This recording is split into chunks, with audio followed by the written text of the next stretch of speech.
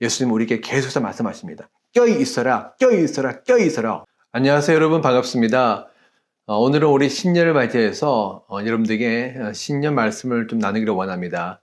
오늘 말씀의 제목은요, 마지막 부흥을 위해 교회를 깨우신 성령의 음성에 반응하라라는 제목으로 말씀을 나누겠습니다. 오늘 말씀은요, 사도행전 1장 8절 말씀인데요. 성령이 너에게 내리시면 너희는 능력을 받고 예루살렘과 온 유대와 사마리아에서 그리고 마침내 땅 끝에 이르러 내 증인이 될 것이다. 이 말씀으로 말씀을 나누겠습니다. 먼저 말씀을 나누기 전에 여러분들에게 책을 한 권 소개하고 싶은데, 이 책은 우리 알틸 켄달 목사님이 쓰셨던 교회를 깨우는 한밤의 외침이라는 책입니다. 제가 오늘 이제 말씀을 준비하면서 묵상하고 있다가 이 책이 생각이 났어요. 이 책을 산 지 몇 년이 되었고 이 책의 내용이 어떤 내용인지 제가 대충은 알고 있었습니다. 그러고 있다가 말씀을 준비하면서 이 책이 생각이 나서 읽어보았는데, 제가 오늘 전하고자 하는 메시지와 이 목사님, 이 박사님이 쓰셨던 내용과 너무나 흡사하고 또 내용이 일치된 게 많아서 이 책을 통해서 제가 도움을 많이 받았습니다. 여러분들에게도 한번 읽어보기를 원하고요. 신년이 되면서 제가 하나님 올 한 해 동안 제가 붙들어야 될 말씀이 과연 무엇인지, 그리고 우리 함께 기도해야 될 것이 과연 무엇인지 기도를 하면서 제가 받았던 마음을 여러분들과 함께 나누기를 원하는데, 그 말씀이 바로 사도행전 1장 8절 말씀이었습니다. 근데 사도행전 1장 8절 말씀을 나누기 전에 우리가 먼저 이 팬데믹을 한번 생각해 보기를 원합니다. 학개서 2장 6절 읽으면요, 나 만군의 주가 말한다. 머지않아서 내가 다시 하늘과 땅, 바다와 물을 흔들어 놓겠다. 또 내가 모든 민족을 뒤 흔들어 놓겠다. 지난 2년간 팬데믹은 정말 모든 것들이 뒤 흔들리는 그런 시간이었습니다. 우리의 생각도, 우리의 경험도, 우리의 삶도, 삶의 기반도, 경제도, 정치도, 사회도, 문화도 모든 면에서 뒤 흔들리는 우리가 진짜 전대미문의 사건을 우리가 경험하고 있었죠. 그러나 이 팬데믹은 단순히 팬데믹만이 아니라 팬데믹은 누가복음 21장 11절에 하면 마지막 종말의 징조 중에 역병이 나오는데, 이 팬데믹은 역병으로서 종말의 징조 중에 하나임을 제가 말씀을 드렸습니다. 물론 이 팬데믹만이 종말의 징조는 아니죠. 팬데믹은 사실 이전에도 있었습니다. 그러나 이것이 종말의 징조인 것은 다른 징조들이 있기 때문이죠. 더 중요한 징조들이 일어날 상황에서 팬데믹이 일어났기 때문에 이 팬데믹은 종말이 가까이 왔다는 것을 알려주는, 더욱더 확증해주는 그런 징조라는 것입니다. 그런데 우리가 알아야 될 것 중에 하나는 이 종말은요, 어떤 하루쯤에 일어나는 사건이 아니라는 것입니다. 많은 분들이 생각하기를 종말은 나중에 예수님께서 그냥 짱 하고 나타난 어떤 하루에 일어날 사건으로 생각합니다. 그러나 종말은 사건이 아니고요, 긴 과정이고 단계입니다. 마태복음 24장 8절 읽으면 모든 이런 진통의 시작을 하겠습니다. 이것이 무슨 말씀이냐면, 예수님께서 마태복음 24장에 종말의 중요한 징조를 많이 말씀하는데, 여러 가지 징조를 말씀하시면서 뭐 전쟁이 일어나고 기근이 일어나고 나라나 싸우고 뭐 이런 일들이 일어나게 되는데, 이런 일들이 종말에 나타내는 진통의 시작이다. 이 진통이라는 것은 뭘 의미하냐면 여인의 해산의 진통을 의미합니다. 여러분, 여인의 해산 진통은 해산을 해보신 분들은 알겠지만 해산은 그냥 갑자기 아이가 나오지는 않습니다. 해산이 일어나기 전에 대부분은 서서히 진통이 일어나죠. 이 해산에도 진통에 단계가 있습니다. 1단계, 2단계, 3단계, 어떤 4단계까지 이야기하죠. 처음 단계는 그냥 진통이 가끔씩 오고 그리고 주기도 길습니다. 근데 조금 2단계로 가게 되면 진통이 더 강해지고 주기도 짧아지고, 3단계로 가게 되면 진통이 더 강해지고 주기도 더 짧아지고, 마지막에 해산이 임박해서는 진통이 굉장히 강력해지고 주기도 굉장히 짧아지면서 아기가 나오게 되죠. 예수님께서 재림하기 전에도 이 종말의 과정도 이렇게 될 거라는 거예요. 그러니까 갑자기 예수님께서 짱 하고 하루쯤에 나타나는 것이 아니라 서서히 종말의 징조들이 나타나게 되는데, 처음에는 그 종말의 징조들이 조금씩 나타나다가 점점 그 빈도수도 빨라지게 되며 강도도 강해지게 됩니다. 그래서 그 종말의 단계로 올라가면 올라갈수록 이 사회는 더 혼란스럽고 어려운 상태가 되어지죠. 우리가 보다시피 이번에 팬데믹을 맞이해서 전 세계가 굉장히 급박하게 돌아가면서 우리가 보고 있습니다. 모든 것들이 우리가 예상하지 못했던 상황들이 발생되면서 너무나 혼란스럽고, 또 우리가 예상했던 것들, 예를 들어서 뭐 새로운 산업의 단계, AI, 뭐 여러 가지 많은 일들이, 뭐 메타버스, 많은 일들이 이 이야기들이 오고 있는데, 정말 이런 것들이 갑자기 급속도로 우리가 싹싹싹 다가오고 있다는 것을 느끼고 있습니다. 이런 것들 보면서 사람들이 새로운 시대를 맞이하기 위해서 분주하게 준비하고 있고, 이제 과거로 우리가 돌아갈 수 없다고 이야기하면서 새로운 시대를 맞이하려고 하고 있는데, 중요한 거는 교회죠. 교회는 어떻게 되느냐? 제가 보기에는 교회는 아직 여전히 영적인 잠을 자고 있어요. 분명히 새로운 시대가 왔고 더 이상 과거로 돌아갈 수 없기 때문에 새로운 시대에 우리가 적응하기 위해서 이 사회는 너무나 분주하게 돌아가고 있습니다. 물론 예측할 수 없는 상황, 물론 나름 어떤 예측하지만은 그럼에도 불구하고 사람들이 거기서 살아남기 위해서 많은 생각을 하면서 노력하면서 준비하고 변화하는데, 교회는 여전히 옛날 모습, 전통에만 머물면서 두려워하면서 이런 시대를 가고 있다는 생각이 듭니다. 그런데 이렇게 교회가 영적인 잠에 들어있는 상태를 마태복음 25장에서 설명하고 있습니다. 마태복음 25장은 유명한 열처녀의 비유가 나옵니다. 이렇게 나와 있습니다. 25장 1절부터 5절 읽으면요. 그런데 하늘나라는 저마다 등불을 들고 신랑을 맞으러 나간 열처녀에 비길 수 있을 것이다. 그 가운데서 다섯은 어리석고 다섯은 슬기로웠다. 어리석은 처녀들은 등불을 가졌으나 기름은 갖고 있지 않았다. 그러나 슬기로운 처녀들은 자기들의 등불과 함께 통에 기름도 마련하였다. 신랑이 늦어지니 처녀들은 모두 졸다가 잠이 들었다. 여러분, 이 열처녀의 비유는요, 마태복음 25장에 나와 있는데, 이 25장은 사실 24장 다음에 나와 있는 겁니다. 근데 마태복음 24장은 유명한 종말론 장이죠. 실제로 마태복음 24장과 25장은 다 종말과 관련 있는 메시지입니다. 예수님께서 마태복음 24장에서 종말에 대한 징조를 쭉 설명하시죠. 마태복음 24장 3절 읽으면 예수님의 제자들이 예수님에게 말씀합니다. 예수님, 마지막 때 예수님께서 다시 오실 때 분명하게 어떤 일이 일어나겠습니까? 제자들의 질문은 마지막 때 예수님께서 다시 오실 때, 재림하실 때 어떤 일이 일어나겠느냐? 제자들이 굉장히 특정한 시점에 대해서, 특정한 사건에 대해서, 특정한 일들에 대해서 물었다는 거죠.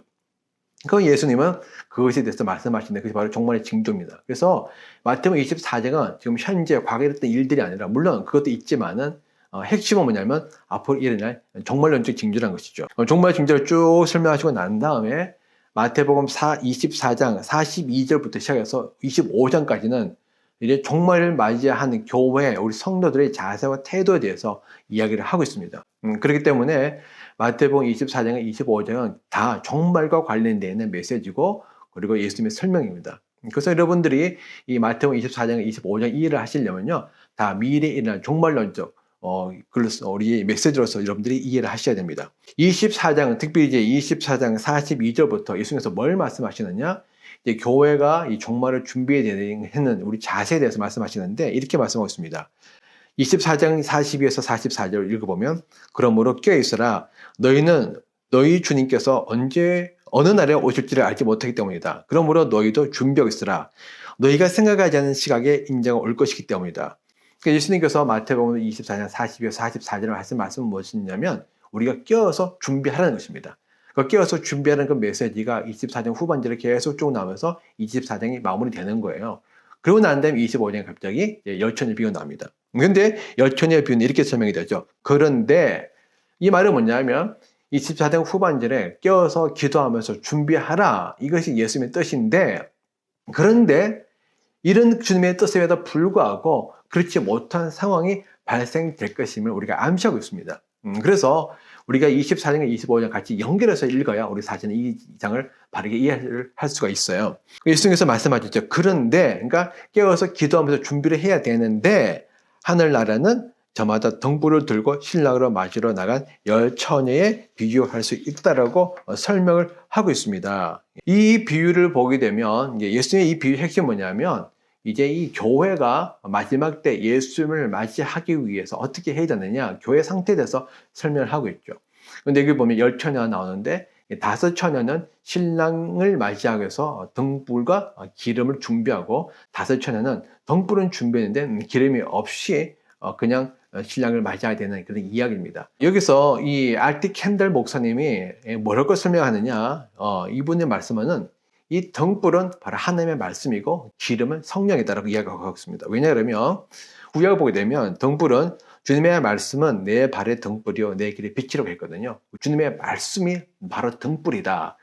그리고 기름은 이사야서 61장 1절 읽으면 주님께서 나에게 기름을 부으시니 주님의 영이 나에게 임하였다라고 했습니다. 구약에서 기름은 성령님을 의미합니다. 말씀과 기름을 준비했던 처녀는 어떤 뜻이냐?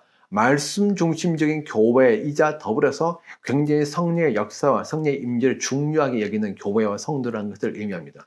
그런데 이 두 교회가 말씀만 등불만 준비했던 교회 있죠. 그 등불은 말씀이기 때문에 말씀만 준비했던 교회는 마지막 때 예수님께서 오실 때 적절하게 예수님의 재림을 맞이할 수 없다. 예수님의 재림을 맞이하는 교회는 어떤 교회냐? 바로 말씀과 함께 성령의 임재와 능력을 사모하고 준비되는 교회만이 예수님의 재림을 준비할 수 있다라고 이야기하고 있는 겁니다. 먼저 우리가 생각해 봐야 될 것은 뭐냐면 교회가 잠을 자고 있다는 사실입니다. 우리가 마태복음 25장 5절 읽으면 이렇게 나왔습니다. 신랑이 늦어지니 처녀들이 모두 졸다가 잠이 들었다. 그러니까 10처녀가 있는데 5처녀는 등불만 준비했고 5처녀는 등불과 기름을 준비했습니다. 근데 중요한 것은 이 두 그룹의 처녀들이 다 신랑을 기다리다가 피곤해서 졸음이 와서 잤다는 겁니다. 이 자고 있다는 말은 뭐냐면 바로 교회가 영적인 잠에 들었다는 거죠. 알티 켄더 목사님은 우리가 지금 영적인 잠에 들었다고 이야기하고 있습니다. 저도 그분의 의견에 전적으로 동감하고 있습니다. 이 영적인 잠에 들었다는 의미는 뭐냐면 바로 종말론적 우리의 신앙, 다시 말하면 다시 오실 예수님에 대한 소망과 비전, 그 갈망을 잊어버린 상태에 있다는 것을 의미합니다. 그럼 왜 우리가 이런 상태가 되어졌느냐? 312년 콘스탄틴이 로마에서 기독교를 공인합니다. 그리고 380년에 기독교 국가로 이제 정치로 되죠. 근데 312년부터 기독교를 공인하고 기독교의 핍박이 없어지고 교회 안에 각종 전통과 제도가 들어서기 시작합니다. 그러면서부터 교회는요, 성령을 의지하고 성령을 따라갈 필요가 없게 되어진 거예요. 거의 한 1900년대 때까지 거의 1600년 가량 교회 안에서 성령의 임재와 역사가 사라진 상태가 되어졌습니다. 오직 말씀만 남은 상태가 되어졌죠. 그리고 있다가 1906년도에 아주사 부흥이 일어나면서 오순절 운동이 일어나게 되고 전 세계 성령의 역사가 확산되어지면서 성령을 능력을 추구하는 많은 교회와 교단들이 생겨나게 되었습니다. 다시 말하면 이 아주사 부흥이 일어나기 전까지 1906년 이전까지 교회는요, 사실 1600년 동안 거의 성령의 은사나 능력이 없이 말씀만 사모하고 말씀 중심으로 뭉쳤던, 물론 뭐 말씀도 성령이 이시기 때문에 말씀을 통해서 성령이 역사하지만, 그러나 사도행전에 나타나는 것을 보게 되면 그런 말씀의 역사 이상으로 기적이 나타나는, 치유되고 신유가 일어나고 그리고 비진이 쫓는 그런 역사를 의미하는데, 그런 역사는 사실은 거의 없었거든요. 말씀 중심으로 묵상하고 공부하고 배우고 그런 교회였다는 거죠. 근데 그런 이제 말씀 중심의 교회는요, 주로 무천년이라는 우리가 종말론적 신앙을 갖고 있습니다. 무천년은 뭐냐면 지금의 천년왕국이고 지금 이 땅에 하나님의 나라가 임하는 게 중요하다.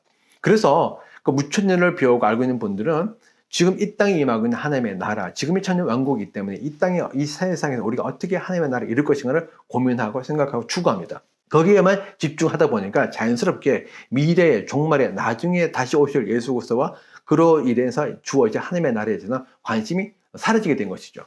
그래서 지금도 우리 무천년을 믿고 있는 분들은, 저도 그분을 존중하지만은 실제 이런 상황에서도 계속해서 고래 갸우뚱이면 정말 이때가 종말 때가 맞냐라고 생각을 하고 있습니다. 아주사 부흥으로 말미암아 오순절 교단이 생겼다 말씀드렸죠.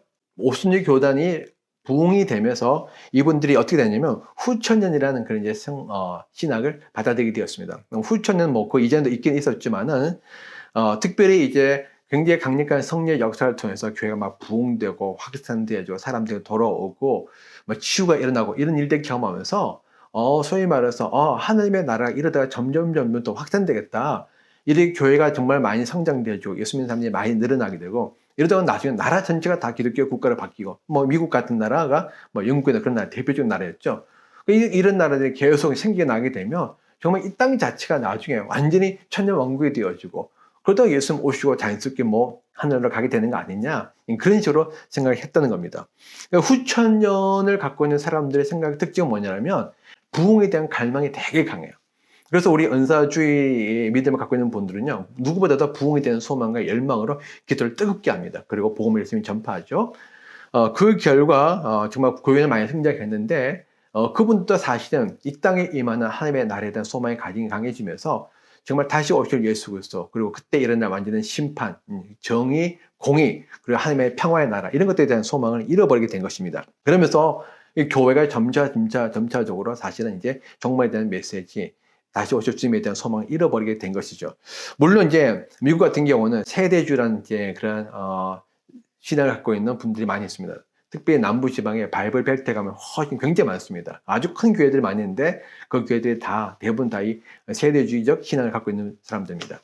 이 세대주의는 특징이 뭐냐 그러면 환난 전 휴거시래요. 그러니까 교회가 환난 받지 않는다. 환난 전에 교회가 휴거된다. 그럼 환난 누가 받느냐? 안 믿는 사람들과 이스라엘이 받는다는 것이죠. 이 세대주의가 나오는 100년밖에 되지 않습니다.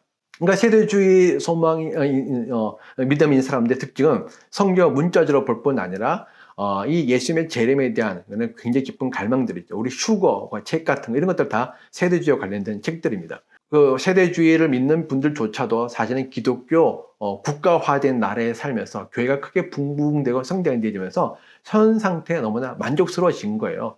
여러분 텍사스나 미국의 아틀란타 이런 주에 가보게 되면 사실 기독교적인 색채가 굉장히 강합니다. 문화도 굉장히 강하고요. 사람들이 상당수가 다 복음주의 교회를 다니고 있고, 그리고 교회가 엄청나게 커요.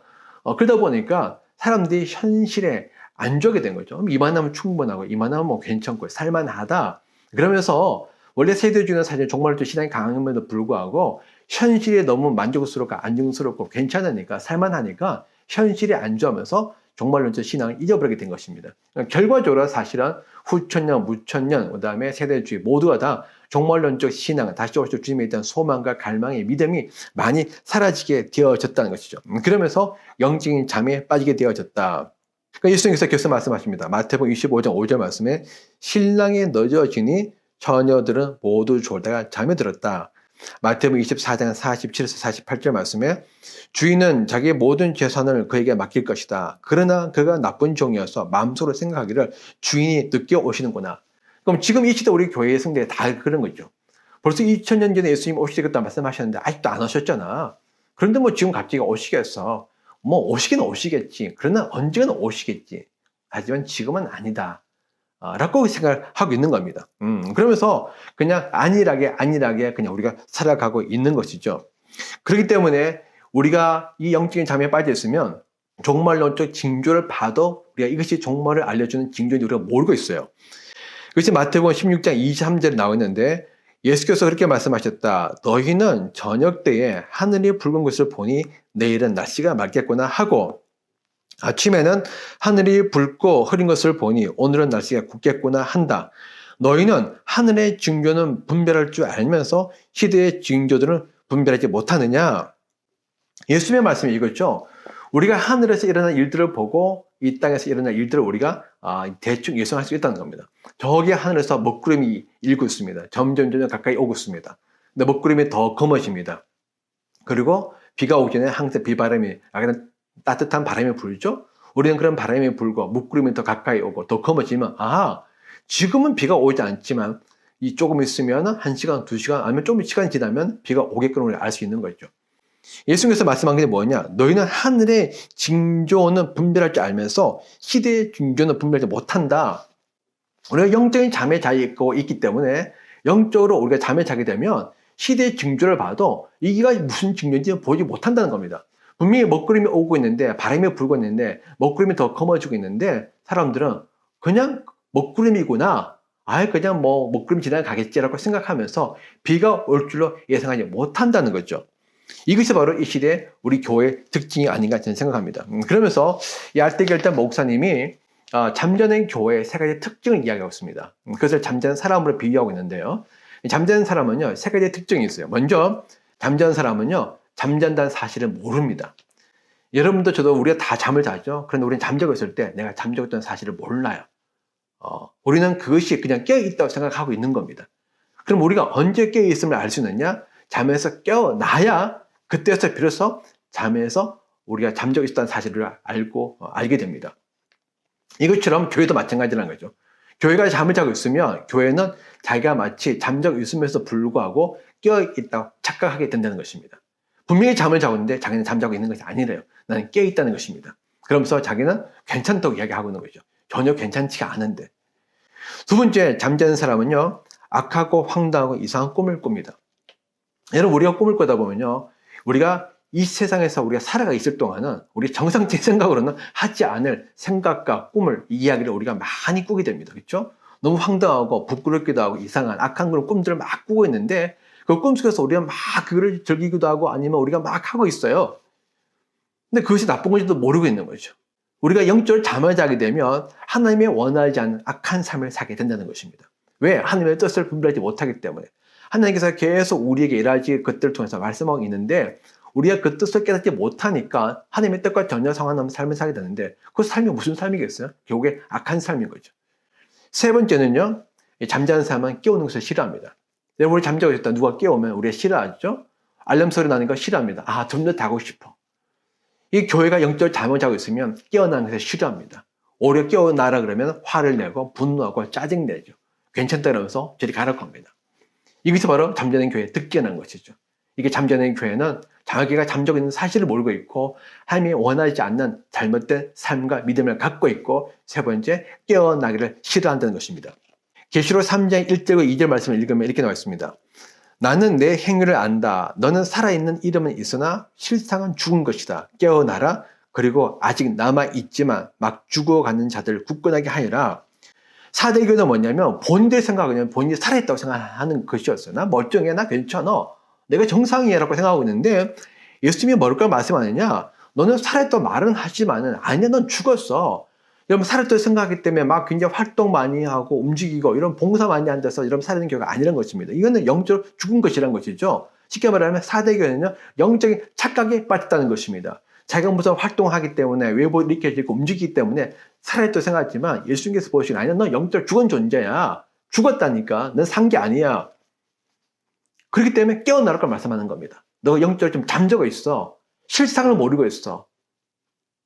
현재 우리 교회는 어떤가요? 그러면서 뭐랄까 말씀하느냐? 아직 남아있지만 막 죽어가는 자들을 굳건하게 해라. 이 4대 교회 안에 대부분 성도가 잠자고 있고 영적으로 착각하고 있으면서 실상 죽어 있는데 그나마 살아있는 몇몇 성도들이 있다는 겁니다.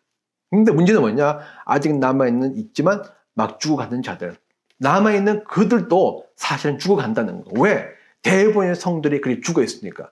대부분의 성들이 죽어 있는 상태에서 그냥 죽어 있는 것도 모르고 계속 살았다고 착각하고 있으니까 그 상태에서 소수의 사람들은 자기들이 비정상이 되는 것이고 괴로워하고 힘들어하다가 자기도 모르게 그 흐름에 빠져서 그 흐름을 따라간다는 겁니다. 지금 우리를 보게 되면 그런 분들이 너무 많아요. 분명히 교회가 뭔가 잘못되어서 문제가 있어. 이거 옳지 않아. 이게 이렇게 가면 이게 바른 것이 아니야. 하나님께서 말씀하고 있는데 교회가 왜 이렇게 가고 있지?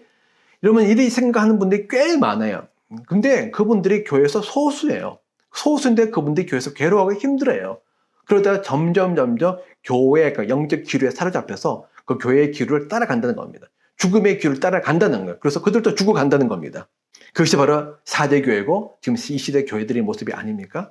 저는 그런 분들 보면 너무 안타까워요.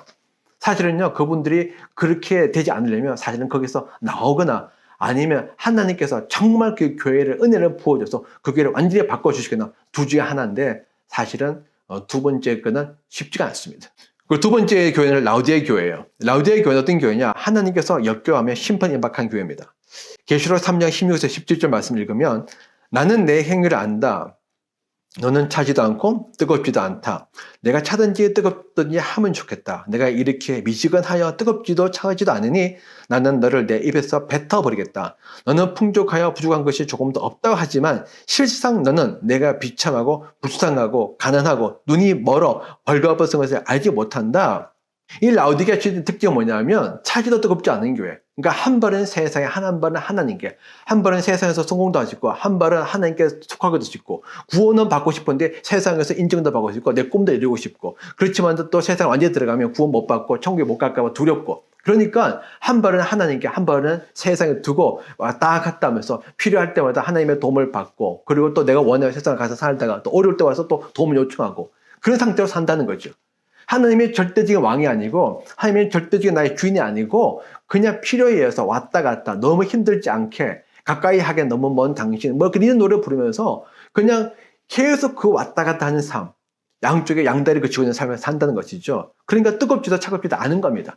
하나님께 완전히 헌신하지도 않고 그리고 완전히 발을 빼지어서 완전히 모른 척하지도 않고 적당히 봉사하면서 적당히 헌금하면서 적당히 예배 드리면서 이만하면 괜찮지라고 착각하면서 산다는 거예요. 네. 그렇지만 예수님께서 말씀하십니다. 나는 너를 내 입에서 뱉어버리겠다. 뜨겁지도 차지도 않기 때문에 내 입에서 뱉어버리겠다. 싫다는 겁니다. 더 이상 너와 나와 상관없는 사람으로 내가 살겠다는 겁니다. 여러분 이런 교회 되고 싶습니까? 이런 삶이 되고 싶습니까? 그런데 이 교회의 특징은 또 뭐냐? 풍족하여 부족한 것이 조금 더 없다 한다. 그러니까 외적으로 봐서는요, 삶에 그렇게 어려운 것도 없고, 특별히 이건 교회이기 때문에, 교회를 봤을 때, 뭐, 교회가 이만하면 됐지. 그냥 뭐, 좋은 건물 있고, 시설도 좋고, 뭐, 사역자들 그냥 공부 많이 하신 분이고, 나이스하고, 친절하고, 프로그램들 많고, 성도도 그냥 뭐, 그냥 좋아. 부족한 게 없어. 어려운 게 없어. 뭐, 헌금도 나대로 하니까, 그래도 헌금도 봉사해. 그렇지만은, 실상은 너는 내가 비참하고 불쌍하고 가난하고 눈이 멀어 벌거벗은 것을 알지 못한다. 외적으로 보면 전혀 부족함이 없는 상태이지만은 예수님께서 보시기에 영적인 실상은 뭐냐? 내가 비참하고 불쌍한 상태라는 겁니다.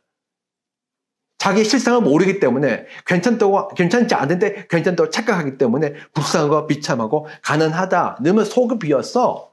영적으로는 비어있는 상태야. 겉으로는 번들할지 몰라. 화려한 예배 들을지 몰라. 깔끔한 예배 들을지 몰라. 그냥 성도들 간에 그냥 나이스하게 웃으면서 지낼지 몰라. 그렇지만 영적으로는 가난해. 비었다는 겁니다. 가진 것이 없다는 겁니다.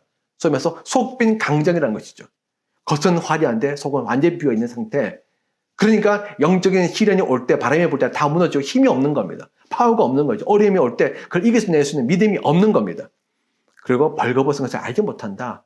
완전히 벌거벗고 있는데, 우리의 의의 옷을 입어야 되는데, 거룩한 옷을 입어야 되는데, 영적으로 벌거벗어 있는데, 그것도 모르고 그냥 계속 산다는 겁니다. 실상은 사실 거의 대부분의 교회가 다 영적을 차고 있어요. 아마 이 메시지를 들으면 어떤 분들 굉장히 화를 내고 분노할지도 모르겠지만, 제 생각은 그렇습니다. 만약에 제 생각이 틀렸다면 정말 좋겠죠. 그렇지만 이런 때에 예수님께서 우리에게 말씀한 것이 있습니다. 그것은 무엇이냐? 그러므로 껴있어라. 너희는 너희 주님께서 어느 날에 오실 줄 알지 못하기 때문이다. 그러므로 너희도 준비하고 있어라. 너희가 생각하지도 않은 시각에 인자가 올 것이기 때문이다. 마태복음 24장 42에서 44절 말씀. 마태복음 25장 13절 말씀에 그러므로 껴있어라. 너희는 그날과 그 시각을 알지 못하기 때문이다. 예수님은 우리에게 계속해서 말씀하십니다. 껴있어라. 껴있어라. 껴있어라. 왜? 예수님께서 언제 올지 우리가 알지 못하기 때문에 우리가 계속해서 준비를 해야 한다는 것입니다. 준비하는 것은 하나님께서 우리에게 주신 사명이고 이거는 명령입니다. 이거는 해도 되고 안 해도 되는 것이 아니에요. 그런데 성경을 보게 되면 예수님께서 오실 날을 사실은 도둑의 비유를 많이 하고 있습니다. 마태복음 24장 43절이나 누가복음 12장 39절, 데살로니가전서 5장 2절 4절, 베드로후서 3장 10절 쭉 나와 있는데 다 도둑으로 비유하고 있어요. 그리고 난 다음에 껴있기를 계속 말씀하십니다. 이 말은 뭐냐면 여러분 잠자고 있는 자들은요 도둑이 오는 것을 알지 못해요. 잠자고 있는데 어떻게 알겠습니까? 도둑이 들어와서 물건 다 훔쳐가는데 계속 잠만 자고 있는 거죠. 그러나 깨어있는 자들은 도둑이 오는 것을 압니다. 그래서 도둑이 들어올 때 우리가 그걸 물리치죠. 그리고 깨어있기 때문에 도둑의 사정 깨어있는 사람들 앞에 올 수 있겠습니까? 오지도 못하죠. 영적으로 잠자고 있으면 예수님께서 오실 날을 알지 못하기 때문에 우리는 그날을 무방비하게 맞이하게 될 것입니다. 그러나 영적으로 깨어있는 자들은 그날이 도둑처럼 오지 않을 것입니다. 우리는 껴있기 때문에 그날을 분별할 수 있죠. 그래서 예수님의 기쁨으로 맞이하게 된다는 것입니다. 그러면서 예수님께서 뭐를 말씀하느냐? 종말에 합당한 삶을 살면서 너희가 기도하면서 껴있어라. 우리 어떻게 껴있을 수 있느냐? 누가복음 21장 36절에 그러니 너희는 앞으로 일어날 이 모든 일을 능히 피하고 너 인자 앞에 설 수 있도록 기도하면서 늘 껴있어라. 예수님께서 우리에게 기도하라고 했는데 이 기도는 어떤 기도냐? 우리의 필요를 채우는 그런 기도가 아닙니다. 이 기도는 어떤 기도냐면 앞으로 일어날 이 모든 일을 능히 피하고 또 인자 앞에 설 수 있도록 누가복음 21장은 마태복음 24장과 함께 유명한 종말론적 장이에요. 예수님께서 정말 일어날 많은 징조들과 사건들을 쭉 설명하고 난 다음에 마지막에 이렇게 말씀하시죠. 너희는 이 종말의 징조를 이렇게 일어나게 될 것인데 그것이 참으로 너희에게 어려운 상황이 될 것인데 정말 혼란스럽고 힘든 상황이 될 것인데 그럼에도 불구하고 이 모든 일을 내가 피할 수 있다. 왜? 껴있으면 껴있는 자는 앞으로 올 상황을 알고 그 상황에 맞춰서 우리가 준비할 수 있거든요. 그래서 이 일어날 이 모든 일을 능히 피하고 그러니까 잠자고 있는 자는 절대 피할 수 없습니다. 오는 걸 무방비 상태로 발전할 수밖에 없죠. 또 인자 앞에 설 수 있도록 다시 오실 예수님 앞에 기쁨으로 영광 있게 설 수 있도록 기도하라는 겁니다. 그러니까 이 기도는 그냥 우리 삶의 필요를 채우는 하나님 어려우니까 나 삶 좀 도와주세요. 이렇게 좀 해주세요. 그런 어떤 그런 기도가 아니라는 거예요. 그러니까 기도를 아무리 많이 해도 이런 기도는 마지막 때 사는 성도에게 별로 도움되지 않습니다. 정말 중요한 기도는 어떤 기도냐? 정말 우리가 이 마지막 때에 예수님 앞에 설 수 있도록, 이 마지막 환난 때에 우리가 환난 이길 수 있도록 수많은 징조가 일어나고 많은 사건이 일어나게 될 텐데, 그럼에도 불구하고 우리의 믿음을 지키며 믿음의 길을 갈 수 있도록, 그렇죠? 그런 기도, 그러니까 마지막 종말에 합당한 삶을 위해서 여러분들이 기도를 할 때 영적으로 껴있게 된다는 겁니다. 그러면서 기도하면서 늘 껴있으라. 주님께서 원하신 것은 바로 우리가 그렇게 깨어서 기도하고 있는 것입니다. 특별히 이번에 성령께서 팬데믹을 통해서 우리 영혼을 깨우고 있습니다. 저는 그것이 팬데믹이 주는 순기능을 생각합니다. 팬데믹에서 우리가 많은 어려움도 있고 고통도 겪고 제 주변에서도 이걸로 인해서 많은 힘듦을 겪고 있는 분들도 계셨습니다. 저도 참 마음이 안타깝습니다. 그렇지만 하나님이 하시는 일에 나쁜 것은 없습니다. 하나님은 모든 것들을 다 사랑을 행하시며 선으로 행하십니다. 하나님의 팬데믹을 통해서 주님의 뜻을 이루시는데 그 중에 하나가 무엇이냐? 바로 교회로 하여금 종말을 생각하게 했다는 것입니다. 생전에는 한 번도 종말에 대해서 설교하지 않던 목사님들, 사역자들이 이 팬데믹 시를 맞이하면서 종말에 대해서 생각하고 예수님의 재림을 생각하고 이것을 설교하기 시작했다는 것이죠. 이건 정말 놀라운 일이에요. 저는 가정교회 사역을 하고 있는 사람인데 가정교회를 사역하고 있는 사람으로서 사실 가정교회에 대해서 계속 이야기했지만 사실 거의 대부분 사람들이 이것에 대해서 별 관심이 없었고 이것에 대해서 호응이 없었습니다. 그리고 오히려 저를 사실 이상하게 생각하는 사람도 많았죠. 그렇지만 이번에 팬데믹을 통해서 많은 사람들이 가정교회에 대해서 새롭게 생각하게 되었습니다. 1세기 교회를 새롭게 생각하게 됐고 예배가 무엇인지 교회가 무엇인지 그 본질에 대해서 고민하기 시작했다는 거예요. 너무나 중요한 고민이고 너무나 중요한 생각이고 반드시 알아야 될 것인데 교회를 드는데 교회를 모르고 있는, 예배를 드고 있는데 예배가 무엇인지 모르고 있는 이런 상황들이 우리에게 일어나고 있었음에도 불구하고 사람들이 그것을 고민을 하지 않는 거예요. 어떻게 교회를 모르고 교회를 다닐 수 있겠습니까? 근데 우리는 그렇게 다녔거든요. 예배가 뭔지 모르고 예배를 계속 드렸거든요. 그런데 이번에 우리가 가정에서 예배 드리면서 교회에 가지 못하게 되면서 1세기 교회 예배 이런 것들을 고민하고 생각하고 연구하고 그리고 이것들에 대해서 사람들의 인식이 달라지게 됐다는 것이죠. 이 팬데믹이 주는 엄청난 순기능입니다. 네. 그러면서 이 순기능을 통해서 사람들이 이제 이 세대가 영원하지 않구나. 언젠가는 이 세상이 끝나겠구나. 이렇게 흔들린 거 보니까 사실 이제는요. 세상 사람들조차도 이때가 마지막 때 말세라고 하고 있는 때입니다. 정말 우리가 이전까지 한 번도 보지 못했던 일들과 상황들이 일어나게 되면서 너무나 혼란스러운 이런 이 모든 일들을 보게 되면서 사람들이 믿지 않는 사람들조차도 정말 종말이다, 말세라고 이야기하는 때에 우리가 살고 있으면서 우리가 예수 믿는 우리들은 더 종말을 생각할 수밖에 없는 것이죠. 그런데 이 팬데믹은요, 두 가지 흐름을 경향을 더 강화시킵니다. 이 마지막 종말을 때는요, 선과 악이 더 강해져. 선은 강해지지만 악도 강해지고, 어둠이 강해지지만 빛도 강해지고, 거짓이 강해지면 그만큼 진리도 선포되어지고, 죽음이 더 많이 확산되지만 그만큼 생명도 더 살아나는 그런 시기가 바로 이 팬데믹 시기야. 더불어서 알곡과 가라지가 확 갈라지는 시기가 바로 팬데믹의 시기입니다. 그래서 이 알곡들은 믿지 않는 사람들, 거짓 그리스도인들, 그런 사람들이죠. 예. 이 사람들은 어떻게 되느냐? 이 사람들은 두 가지 마음이 있습니다. 첫 번째는 두려움과 두 번째는 욕망이에요.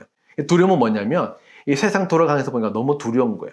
예측 불허하는 일들이 계속 일어나고 경제가 흔들리고 삶의 기반들이 다 무너지고 그렇죠? 우리가 붙들겠던 것들이 막 요동치게 되는 걸 보면서 사람들이 불안하고 두려움 느낍니다. 삶의 안정함을 누리기 위해서 사람들은 더욱더 세상에 매달립니다. 더욱더 열심히 일하거나 재테크에 힘쓰거나 그러니까 모든 관심이 먹고 살고 돈을 버는 것에 관심이 쏠리게 되는 것이죠. 그러니까 사실 하나님을 더 잊어버립니다. 하나님께 신경 쓸 틈이 없게 되는 거죠. 더불어서 이들의 특징은 뭐냐면 욕망을 가득 찬 삶입니다. 자기 자신에 대한 욕망, 성적인 욕망이나 쾌락이나 허영심, 과시욕, 인기, 명예 이런 것들이 과해지기 때문에 사람들은 더욱더 사치하게 되고 성적인 욕망을 따라서 살게 되고 그 다음에 쾌락을 따라서 술을 마시고 있죠. 자기를 자랑하고 이런 삶을 살게 되는 거죠. 이것이 누가복음 21장 34절에 잘 나와 있습니다. 너희는 스스로 조심해서 방탕과 술 취함과 세상살이의 극정으로 너희의 마음이 짓누르지 않게 하고 또한 그날이 덕과 같이 너희에게 닥치지 않게 하여라. 예수님의 말씀이 무엇이냐? 마지막 때가 되면은 방탕과 술 취함과 세상살이의 극적으로 마음이 짓눌린 날이 온다는 것입니다. 마지막 때의 특징은 바로 방탕하며 사람들이 막 방탕은 뭐냐면 자기의 욕망과 욕구를 충족시키기 위해서 막 살아간다는 것이죠. 정의와 공의도 모르고 그냥 욕구와 욕망도 막 살아가는 삶을 살게 된다는 겁니다. 그리고 그게 대표적인 것이 뭐냐? 술 취한다는 것이죠. 갈수록 술을 많이 먹고 있어요. 요즘 보게 되면 정말 많은 사람들이 술을 먹고 있고, 남자분이나 여자분, 또 젊은 사람들까지도 정말 혼술을 그러면서 너무 술을 많이 먹고 있는 것을 보게 됩니다. 더불어서 세상살이의 걱정, 갈수록 삶이 어려지고 경제 어려지면서 세상살이에 대한 걱정과 염려가 가득한 것을 보게 됩니다. 그런데 여기에 누르지 않게 하라는 것입니다. 이런 시대가 오기 때문에 왜 이런 것에 우리가 마음이 눌리게 되면, 빼앗게 되면 우리가 시대를 분별하지 못하게 되고 성령의 음성을 듣지 못하게 될 뿐 아니라 다시 오실 주님에게 예배하지 못하기 때문입니다. 그래서 성령은 우리 알곡들, 그러니까 믿는 자들, 구원받은 자들의 마음을 흔들면서 그 영혼을 깨우고 계신 것이죠. 계시록 2장 7절 말씀에 귀가 있는 사람은 성령이 교회에게 하시는 말씀을 들으라. 이 마지막 때에 성령께서 계속해서 우리 성도들의 마음을 깨우고 있습니다. 그 깨움은 어떤 깨움이냐? 아, 예수님께서 오실 날에 가까이 오는구나. 재림이 가까이 있구나. 종말이 있구나. 성경에 말했던 그 예언들이 이루어지고 있구나. 이 세상에 영원하지 않구나. 지금까지는 이 세상에 마치 정병처럼 살아왔는데 이 세상에 영원하지 않고 우리가 아무리 준비를 많이 해도 무너지는 건 한순간이고 하나님께서 도와주셔야 되는구나. 우리의 계획과 우리의 경험을 넘어서는 상황들이 오고 있구나. 이런 것들을 우리가 느끼게 되는 거죠. 그러면서 우리가 하나님을 더 찾게 되는 겁니다. 하나님의 도와주시면 안 돼. 하나님의 은혜가 필요해. 그리고 하나님을 따라 살아야겠어. 오히려 저는 이런 팬데믹 시기에 정말 하나님을 찾는 사람들 많이 보게 됩니다. 물론 그들이 하나님을 찾기 위해서 나름대로 막 유튜브로 돌아다니고 막 카톡으로도 모임도 하고 이런저런 모임을 많이 하죠. 왜? 교회에서 해줄 수 있는 것이 없으니까. 이게 영적 각자 도생의 시대에 접어들게 되면서 살아남기 위해서 막 돌아다니고 찾고 힘쓰는 거죠. 그러니까 올해 팬데믹을 맞이하면서 사람도 힘들어졌지만 사람들의 마음이 하나님께 더 가는 그런 상황들을 우리가 보게 된다는 것입니다. 이런 시대에 성령께서 뭐 하느냐? 우리로 하여금 이제 새로운 믿음의 여정을 가게 하시는 거죠. 그 중에 하나가 뭐냐면 사실은 이 교회도 새롭게 바꾸는 시기에 접어들었다는 것입니다. 마지막 때 환란의 시기에 접어들게 되면 지금과 같은 이런 전통과 제도에 사로잡혀 있는 교회는 그 시기를 이길 수 없기 때문에 성령께서 초대교회처럼, 초대교회는 작은 공동체로 모였지만은 환란과 핍박이 있던 믿음의 공동체거든요. 그런 교회로 헤쳐져서 다시 습게 모이는 시대로 접어들었다는 것입니다. 더불어서 성령께서 뭘 하시냐면 마지막 때 부흥을 준비하고 계십니다. 이것이 우리 열처녀의 비유에 나와 있습니다. 열처녀의 비유를 보게 되면요, 마태복음 25장 6절에서 10절 말씀에 이렇게 나와 있죠. 한밤중에 소리가 났는데 보라, 신랑이다, 나와서 맞이하여라. 그때 그 처녀들이 모두 일어나서 제 등불을 손질하였다. 미리 난 처녀들이 슬기로운 처녀에게 말하기를 우리 등불이 꺼져가니 너희 기름을 좀 나누어 다오. 그러나 슬기로운 처녀들이 대답하였다. 그렇게 하면 우리에게나 너희에게나 다 모자랄 터이니 안 된다. 차라리 기름 장수들에게 가서 사서 서라. 미리 난 처녀들이 기름을 사러 간 사이에 신랑이 왔다. 준비하고 있던 처녀들은 신랑과 함께 혼인잔치에 들어가고 문은 닫혔다. 이 비유를 보게 되면 한밤중에 그러니까 열처녀가 다 자고 있었습니다. 그런데 갑자기 신랑이 온다라고 하는 소리가 들리는 거예요.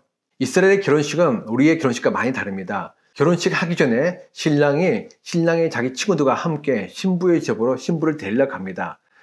그때 신랑의 친구들이 신랑보다 먼저 앞서가면서 신부 집에 가까이 왔을 때 신랑이 왔다고 미리 동네 앞에서 외치는 거예요. 동네 앞에서부터 신랑의 친구들이 소리를 막 외치면 신부의 친구들은 그 소리를 듣고 신랑이 가까이 왔구나 알게 되고 신랑을 맞이하러 나갑니다. 근데 어두운 밤이 오기 때문에 등불을 준비하고 신랑을 맞이하러 가는 겁니다. 그래서 신랑을 데리고 신부에게로 가는 거죠. 신부는 집에 있고 신부의 친구들이 신랑을 인도하는 겁니다. 그래서 신부에게로 데려다 주는 거죠. 자, 그런데 신랑이 올 때 등불과 기름이 준비됐던 처녀들은 신랑의 옴을 맞이하게 되는데 등불만 있고 기름이 없던 처녀들은 사실은 신랑의 옴을 맞이하지 못합니다. 왜? 기름이 없기 때문에 밤에 어두운 밤을 밝힐 수가 없잖아요. 그래서 기름을 준비한 신부들에게 기름을 좀 달라고 하니까 신부들이 내 쓸 것도 별로 없는데 너에게 난 줄 거 없다. 너가 빨리 가서 구해온 게 낫겠다고 이야기합니다. 그 얘기를 듣고 이제서야 비로소 허겁지겁 기름을 사러 가는데 문제는 뭐냐? 그 한밤중에 어떻게 기름을 사겠습니까? 그래서 막 돌아다니다가 결국에는 그 사이에 신랑이 이미 신부 집에 도착했다는 거죠. 그리고 난 다음에 신랑은 친구들과 함께 결혼식 잔치를 시작하게 되는 것입니다. 자, 여기를 보게 되면 신랑이 오는 소리가 들리고 그 다음에 기름 없는 처녀들이 기름 없는 처녀들에게 가서 기름은 달라고 부탁하고 또 기름 없으면 살아가고 이런 시간들이 교회가 조금 걸립니다. 왜냐하면 신랑이 오는 것이 바로 오는 것이 아니라 동네 입구에서부터 오기 전에 신랑 친구들이 먼저 와서 계속 소리를 내거든요. 온다고. 그러니까 실제로 신랑이 그 이야기를 온다는 소리를 외치고 난 다음에 신부식이 오기까지는 시간이 걸리는 거죠. 그 일정 시간 걸릴 동안 신부의 친구들과 신부는 신랑을 맞이할 준비를 하는 겁니다. 이거는 뭘 의미하냐면 예수님께서 실제로 우리에게 재림하시기 전에 신랑의 친구인 성령께서 천사들을 통해서 계속 우리 영혼을 깨운다는 겁니다. 어떤 깨움이죠? 예수님의 재림이 가까이 왔다. 주님 오실 날이 가까이 왔다. 너희가 준비해야 된다. 그때 이 외침을 듣고 있던 사람들 중에서 처녀들 중에서 기름이 준비되어 있던, 다시 말하면 이 등불과 기름, 말씀과 성령이 준비되었던 교회는 일어나서 신랑을 맞이할 준비를 한다는 것입니다. 그럼 구체로 신랑을 맞이할 준비한다는 것은 무엇일까요? 우리가 예수님을 맞이하기 위해서 준비될 것이 여러 가지가 있겠지만 가장 중요한 준비 중에 하나가 뭐냐면 바로 복음 전파, 영혼의 구원입니다. 계시록 14장 14절과 16절 읽으면 이렇게 나와 있습니다. 또 내가 보니 흰 구름이 있고 그 구름 위에 인자 같은 분이 앉아 있습니다. 그는 머리에 금 면류관을 쓰고 날이 선 낫을 들고 있었습니다. 또 다른 천사가 성전에서 나와서 구름 위에 앉아있는 분에게 큰 소리로 외쳤습니다. 낫을 대어 거두어 들으십시오. 땅에는 곡식에 물을 익어서 거두어 들을 때가 되었습니다. 그러자 구름 위에 앉은 분이 낫을 땅에 휘둘러서 땅에 있는 곡식을 거두어 들였습니다. 여기서 뭐냐면 예수님인데 예수님께서 금밀관 쓰고 있을 뿐 아니라 낫을 두고 있답니다.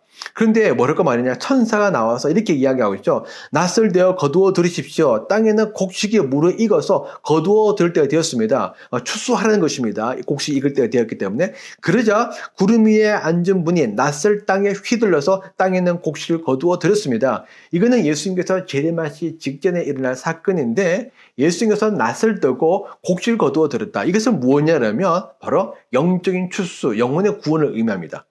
마태복음 13장 39절 말씀에 추수 때는 세상 끝날이요 추수꾼은 천사들이다.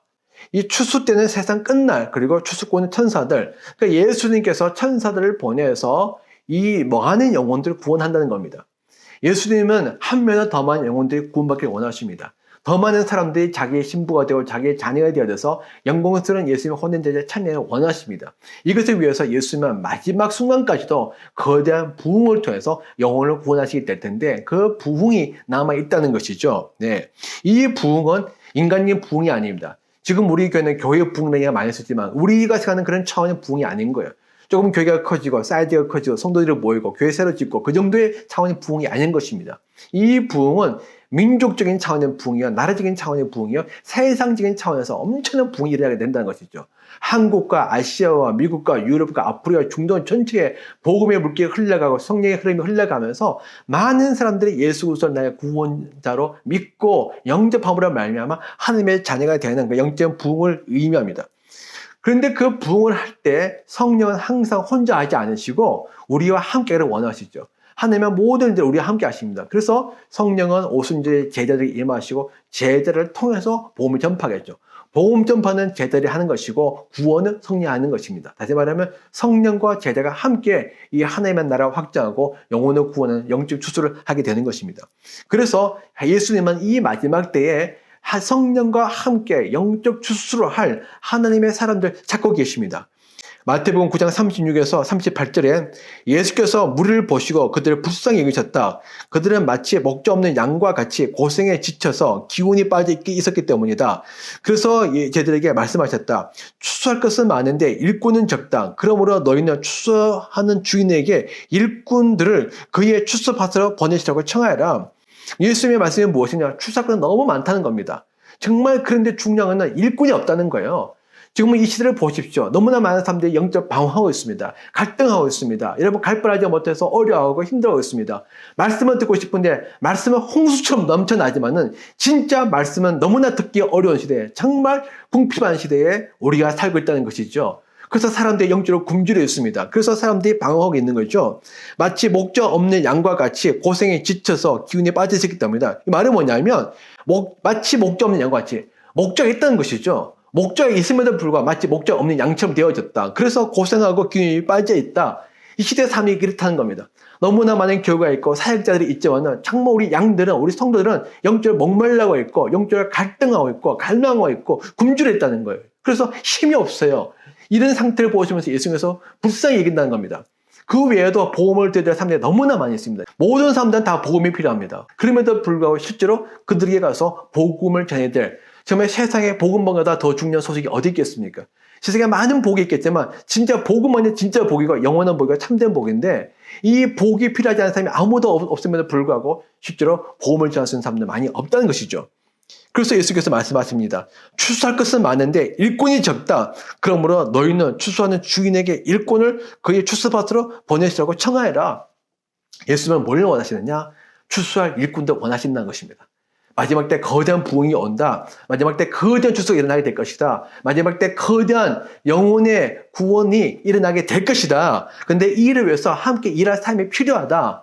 성령은 지금 우리에게 이것을 위해서 기도하라고 말씀하십니다. 정말 이 추수 때가 시작되는 것을 우리가 어떻게 알 수 있느냐? 이것이 아까 제가 조금 전에 말씀드렸던 아주사 부흥이라는 통해서 우리가 시작됐음을 알 수 있습니다. 아주사 부흥은요, 1906년대에 LA 쪽에 아주사라는 거리에서 일어났는데, 부흥이 일어나게 되면서 방언이 터져나가고 굉장히 강력한 신유의 역사가 일어나기 시작했습니다. 물론 그 이전에도 방언이 있긴 있었지만 그렇게 방언이 확산되지 않았고 간헐적으로 있었죠. 그런데 그때가 아주사 부흥을 통해서 온 모든 사람들이 방언을 하고, 그리고 우리가 상상도 할 수 없었던, 그냥 우리가 현대의학으로도 도저히 고칠 수 없는 그런 기적들이 막 일어나기 시작했습니다. 앉아있는 있는 사람들이 일어나게 되고, 눈 먼 사람이 눈을 뜨게 되고, 귀 먹은 사람이 귀를 열게 되고, 심지어는 팔이 없는 사람이 팔이 돋아났다는 그런 기록도 있습니다.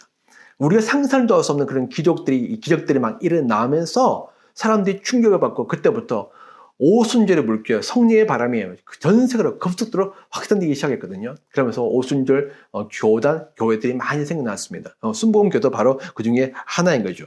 그때 이 역사는요, 그냥 역사가 아닌 거예요. 이 역사는 마지막 때 예수님의 재림을 준비하기 위한 성령의 역사입니다. 사도행전 2장 16에서 21절에 보면 이렇게 나와 있습니다. 이 일은 하나님께서 예언자 요엘을 시켜서 말씀하신 대로 다 된 것이다.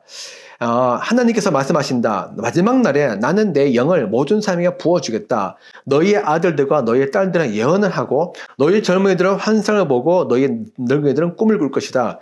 그날에 나는 내 영을 내 남종들과 내 여종들에게 부어주겠으니 그들도 예언을 할 것이다.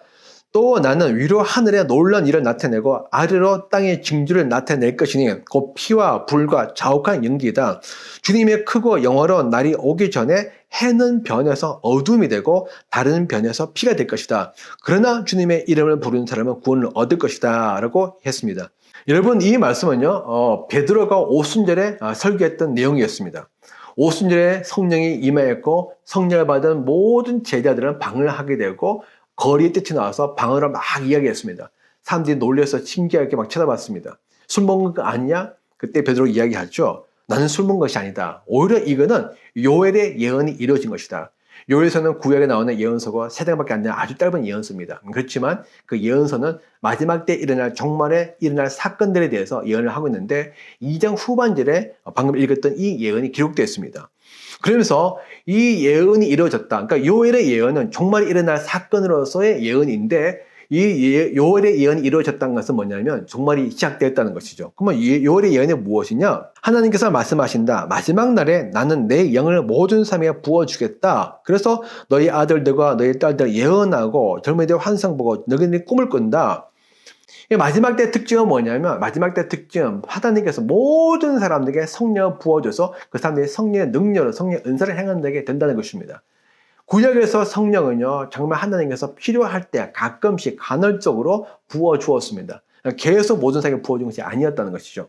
그러나 이제 신약이 되어지면서 하나님의 뜻은 성령이 우리 안에 거하는 것입니다. 내주하는 것이죠.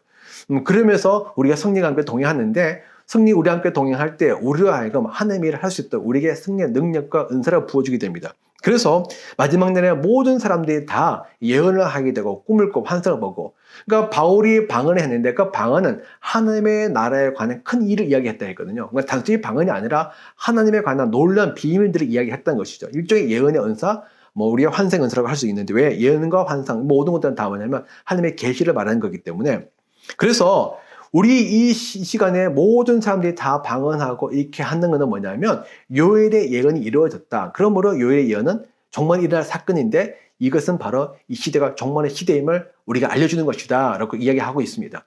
그래서 성령은 이제 오순절에 저희들에게 성령의 능력을 주시고 복음을 전파하게 함으로 말미암아 이 종말의 사건, 다시 말하면 다시 오실 예수님의 길을 예비하는 것이죠. 종말은 아까도 말씀드렸듯이 종말은 나중에 예수님께서 오실 때 일어난 사건이 아닙니다. 종말은 과정이고 여정이고 단계예요. 이미 그 종말은 2000전에 시작이 되어졌고 예수님께서 오실 때 이제 마감이 될 것입니다. 그 예언을 보게 되면 뭐가 나왔느냐? 나는 위로 하늘에 놀란 일을 나타내고 아래로 땅의 징조를 나타낼 것이며 피와 불과 자욱한 연기이다. 그러니까 마지막 때 종말이 일어나게 되면 많은 징조들이 일어나는데 예수님 오시기 직전에 어떤 일이 일어나냐? 천체가 흔들리고 땅에서 우리가 한 번도 보지 못했던 이상한 현상들, 뭐 불이 일어나고 연기 일어나고 자욱해지고 뭐 이런 일들이 막 일어나게 된다는 것이죠. 네. 그런 일이 일어날 때 주님의 크고 영화로운 날이 온다. 그런 일이 일어나게 때 아까 얘기했죠. 종말은요, 어둠과 그 다음에 빛이 강해지는 시기입니다. 세상도 또 혼란스러워지고 악해지지만 주님의 선하심도 거룩하심도 또 나타나는 시기예요. 그렇게 한 시대에 바로 주님의 크고 영원한 날이 온다는 것입니다. 예수님의 재림이 온다는 것이죠. 그때 주님의 이름을 부르는 사람들은 다 구원을 받는다. 그 요엘의 예언은 이 종말이 시작되어지고 이 종말의 완성은요, 예수님의 재림으로 완성되어지고 그때까지 계속 성령의 역사가 일어나게 된다는 겁니다. 그런데 조금 전에 말씀드렸듯이 그러니까 312년에 콘스탄틴의 기독교를 공인하고 난 다음에 1906년 우리 아주사풍이 일어날 때까지는 교회사에서 성령의 역사가 1600년 동안 거의 많이 사라졌습니다. 성령의 역사가 전혀 나타나지 않는, 물론 뭐 우리가 회심하고 예수 믿고 그것도 역사이고 그것도 기적이죠. 그렇지만 가시적으로 보이는 초자연적인 어떤 신유나 축사나 뭐 이런 기적들은 나타나지 않았다는 것입니다. 예언도 그다음에 방언도. 예. 그런데 1906년 아주사 부흥 때 그것이 다시 시작이 되어졌다는 거예요. 아까도 이야기했듯이 성령이 오신다는 건 뭐냐면 바로 종말을 준비하기 위한 것이고 복음을 전파하기 위한 것이고 하나님의 나라를 확장하기 위한 것입니다. 그래서 1900년대에 다시 성령이 임하시고 방언이 터지고 그다음에 신유가 일어나고 놀라운 초자연적 현상들이 나타났다는 것은 뭐냐면 예수님께서 이제 다시 오실 날이 얼마 남지 않았기 때문에 하나님께서 성령을 다시 보내줘서 교회를 하여금 하나님께서 주신 그 성교의 사명, 복음 전파의 사명, 마지막 영혼 구원의 사명, 부흥의 사명을 이루도록 하기 위해서 성령을 통해서 교회를 도우고 계신다는 것이죠. 그런데 그것이 아직까지 완성되지 않았습니다. 그것이 점점 더 강해지게 될 것입니다. 마지막 날에 성령에서 더 강한 놀라운 역사를 하게 될 것입니다. 왜 그러면 마지막 때는 어둠의 세력이 더 강해지는 시대이거든요. 악이 더 강해지는 시대이거든요. 거짓이 더 남은 시대거든요. 그런 시대를 이기기 위해서는 강력한 성령의 능력이 더 부어져야만이 가능하게 됩니다. 그렇게 가능하게 될 때 바로 성령은 그 영혼을 구원할 수 있게 되는 겁니다. 악에 사로잡혀 있는, 귀신에 사로잡혀 있는, 거짓 사단에 사로잡혀 있는 그 영혼들을 구원할 수 있는 능력이 우리가 부어져야 되는 것이죠. 마지막 때 그 능력이 부어질 때 우리 성도는 성령과 함께 예수님이 오심을 준비하게 되는 겁니다. 그래서 계시록 22장 17절에 이렇게 나와 있습니다. 성령과 신부가 오십시오 하고 말씀하십니다. 성령과 신부가 함께, 성령과 교회가 함께 예수님의 길을 예비하고 예수님 오라고 말씀하고 있는 거죠. 성령이 혼자 하는 것이 아닙니다. 성령은 신부와 함께 주님의 길을 예비합니다. 성령은 신부에게, 교회된 신부에게 성령의 능력을 부어주고 권능을 부어줌으로 말미암아 다시 오셔 주님의 길을 예비하게 합니다. 그래서 성령과 신부가 함께 예수님 오라고 우리가 외치는 것이죠. 그래서 이 마지막 때는 이런 일들이 일어나게 될 것인데 이렇게 끝까지 복음이 증거되어지면 그제서 비로소 예수님이 오신다고 말씀하셨습니다. 마태복음 24장 14절 말씀에 이 하늘나라의 복음이 온 세상에 전파되어서 모든 민족에 증거될 것이다. 그제서야 끝이 올 것이다. 우리가 정말 마지막 때 예수님의 오심을 준비한다면, 정말 예수님의 오심을 사모한다면, 그날의 속죄 오기를 우리가 원한다면 우리는 그 무엇보다도 이 복음의 땅까지 증거되어지고 정말 마지막 추수, 영혼의 구원이 일어나기를 소망해야 됩니다. 그것이 우리에게 주어진 마지막 과업이고 사명입니다. 이 사명은요, 이 땅에 존재하고 있는 교회만 할 수 있는 거예요. 천국 올라가면 더 이상 우리는 전도할 필요 없어. 왜? 다 예수 믿는 사람이니까. 이 성교, 우리가 봉사하고 예배드리고 찬양하고 예수님과 교제 나누고 뭐 기도가 예수님과 교제이지만 여러분 그런 것들은요, 천국 올라가서 계속 영원토록 할 거예요. 그렇지만 복음을 전파하고 영혼을 살리고 정말 그 영혼이 주 앞에 돌아오게 하는 역사, 이거는요 이 땅에 존재하고 있는 예수님께서 재림하기 이전의 교회만 할 수 있는 남겨진 과업이라는 것입니다. 그렇지만 이 과업을 이루는 것에 있어서 방해하는 세력이 있죠. 그것이 바로 사단입니다. 계시록 12장 12절 말씀에 하늘아 그리고 그 안에 사는 자들아 즐거워해라. 이거 뭐냐면 하늘아, 그 하늘의 안에 살고 있는 사람들, 다시 말하면 성도들이죠. 하늘에 살고 있는 사람들은 즐거워합니다. 왜? 예수 모시는 일에 가까이 왔으니까. 그런데 땅과 바다는 바로 사단에 속해 있는 이 세상을 의미합니다. 악마가 자기의 때가 얼마 남지 않은 것을 알고 몹시 성에 나와서 너에게 내려갔다. 그래서 땅과 바다 화하겠다는 겁니다. 사단은 압니다. 사단은 본능적으로 느껴요. 예수님의 재림이 얼마 남지 않았던 것을 본능적으로 느낍니다. 그때가 언제인지 알 수는 없지만 본능적으로 영감이 있기 때문에 이게 감각이 있는 존재이기 때문에 느낀다는 거죠. 근데 분명히 예수님 재림이 가까이 왔어. 예수님이 재림하시지만 자기는 심판받아. 그리고 영원한 지옥에 떨어지게 됩니다. 자기는 더 이상 세상에서 왕노를 할 수 없게 되어집니다. 예수님은 오시게 되면 하나님의 대적할 수도 없게 되어집니다. 그렇기 때문에 사단 어떻게 해서든 간에 예수님의 재림을 방해하고 늦게 오려고 하고 있죠. 그래서 어떻게 하죠? 이 세상에 내려와서 이 세상에 많은 혼란스러운 일들, 어려운 일들, 이상한 일들, 악한 일들 펼쳐나가는 겁니다. 사람들을 미혹해서 하나님을 떠나게 만들죠. 교회가 계속 잠들게 만듭니다. 시대가 어떤 시대인지 관심이 없게 만듭니다. 증거를 봐도 무관심하게 만듭니다. 봐도 분별하지 못하게 만듭니다. 오히려 세상의 경륜과 흐름을 따라 살게 만듭니다. 세상적인 영광과 부를 추구하게 만듭니다. 마치 이 세상이 영원한 것처럼, 이 세상의 모든 것이 것처럼 어떻게 했으면 이 세상에서 뭔가를 누려보려고 이뤄보려고 하는 마음으로 가득 차게 살게 하는 거죠. 안 믿는 자들도 마찬가지죠. 교회에서 자기 욕망과 욕심을 따라서 두려움과 불안을 따라서 살게 만든다는 것입니다. 그래서 하나님께 관심 두지 못하고 복음에 관심 두지 못하고 구원의 길을 가지 못하게 계속 방해를 하고 있다는 것이죠. 예, 뿐만 아니라 우리 믿는 교회까지도 계속 공격해서 마지막 때 거대한 환란으로 몰아넣는다는 것입니다. 이것이 심각한 문제입니다. 특별히 이번에 팬데믹을 통해서 이 통제 사회, 통제 시스템이 더 강화되어졌습니다. 팬데믹이 일어났을 때부터 갑자기 모든 사람들 막 격리하고 그다음에 못 나게 하더니 이제는 백신을 통해서 사실은 계속해서 더 강력한 통제 시스템, 통제 사회로 우리를 몰아넣고 있거든요. 사실 우리는 이런 것들은 이제는 한 번도 경험할 수 없었고 상상도 할 수도 없었던 일이에요. 근데 이제는 거의 반강제적으로 이러면 이게 모든 일들이 일어나고 있는 현상들을 보면서 정말 우리가 이해할 수 없는 일들, 도저히 상상도 할 수 없는 일들이 일어나고 있는데 그것이 이제는 자연스럽지고 당연해지는 시대에 우리가 살고 있다는 것입니다. 그러면서 교회를 계속 핍박하고 교회를 혼란스럽게 만들고 믿음의 시험을 주게 돼서 예수님의 복음을 증가하지 못하게 되는 것이죠. 그렇지만 예수님은 다시 오실 그날을 정해놓으시고 그날을 위해서 계속 자기가 올 길을 예비하십니다. 그것이 바로 무엇이냐? 어쨌든 교회에게 힘을 주고 능력을 주어서 복음을 전파하게 하고 다시 오실 주님의 길을 예비할 수 있도록 하는 것이죠. 그래서 사도행전 1장 8절 말씀에 성령이 너희에게 내리시면 너희는 능력을 받고 예루살렘과 온 유대와 사마리아에서 그리고 마침내 땅끝에까지 이르러 내 증인이 될 것이다. 뭐라고 말씀하셨죠? 성령이 우리에게 내리시면 너희가 권능을 받고 이 권능은요 두나미스로 가는데 이건 아주 폭발적인 엄청난 파워입니다. 죽은 자가 살아나는 그런 능력들이죠. 성령이 너희에게 임하시면 너희가 죽은 자도 살릴 것이야. 어떤 질병도 너희의 말 한마디에 다 낫게 될 것이야. 너희가 명령하면 모든 귀신은 다 떠나게 될 것이야. 너희가 모세가 했던 그 기적 이상으로 놀라운 기적들도 행하게 될 것이야. 엘리야가 행했던 그 기적들도 너희가 행하게 될 것이야. 왜? 성령이 역사하기 때문에. 우리의 능력이 아니라 성령이 역사하기 때문에.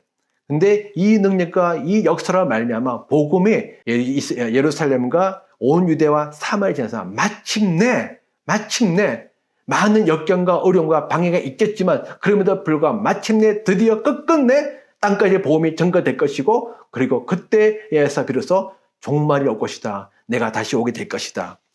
제가 받은 마음은 바로 이것입니다. 이제는 우리가 깨어서 기도하면서 다시 오실 주님의 길을 예비할 때다.